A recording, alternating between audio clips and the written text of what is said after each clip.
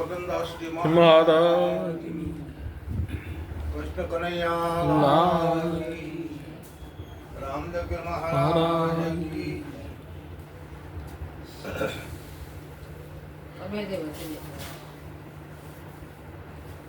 સત્સંગ ધારા જેનો મહિમા 100% છે. માણસ અવતારમાં જેને સત્સંગ કર્યો પછી જે કોઈ સંત સભાની અંદર સંત સમાગમની અંદર જવાથી આપણને ઘણું બધું સત્સંગ વિશે સાંભળવાનું મળે. સત્સંગ અગમ અપાર છે, જેનો કોઈ પાર ન આવે. અગમ અપાર સત્સંગને સાંભળવા માટે આપણા મનની નિષ્ઠા, આપણા મનમાં પ્રેમ, આપણા મનમાં આનંદ હોવો જરૂરી છે. અને તો જ આની અંદર આવેલો પ્રેમાનંદ પ્રગટ થાય. આજ આનંદ, આજ ઓસવ અને આજ નેનોમાં ને ચાલો સખી જ્યાં જઈએ જ્યાં કંચન વર્ષે મેં હે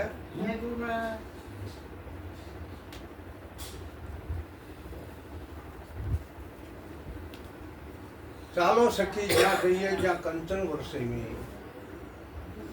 હોનાનો વરસાદ મળે અને આપણે બધા પડીકા લઈ લેવા છે એવું નથી. જ્યાં પ્રેમ હોય, જ્યાં આનંદ હોય, જ્યાં ઓસવ હોય, ત્યાં સોના કરતા પણ વધારે કિંમતીદાર વસ્તુ આપણને મળે છે. સમજાય તો અરે અરે, કારણ કે સત્સંગ કોઈ હાટે નથી વેચાતો, કોઈ ગાંધીની દુકાને નથી મળતો. સત્સંગ તો સદગુરુ મહારાજ પાસે આપણને મળે છે. માટે માણસ અવતારમાં સત્સંગ કરવાનો છે. અને સત્સંગ કરતા કરતા સંતોના મિલનમાં, સંતોની હાજરીમાં, સંતોની સેવામાં રહેવાનું છે. અંતર હોય જેના ઉજળા, સત્સંગ આપણા અંતરને ઉજળું બનાવે છે. અંતર હોય જેના ઉજળા, નેનોમાં હોય ને દાસ નટવરને ગુરુ ગોરધનદાસ મળ્યા યા કંચન વર્ષે મેં. મારો અનુભવ છે, આપણને સત્સંગ મળ્યો હોય તો આપણા અંતરને ચોખ્ખું કરવાનું છે.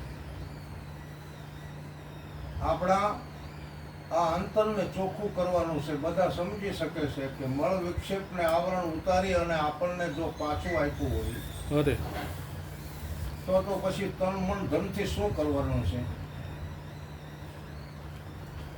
પરંતુ માનવ દેહ મળ્યો છે, સાધન સારું મળ્યું છે, એટલે આપણી પાસે વિવેક જ્ઞાન પણ હોવું જરૂરી છે. વચન જ્ઞાન એ તો આધ્યાત્મિક જ્ઞાન છે કે જે પરાની પારની વાતો કરવા વાળા સંતો કરે છે. અરે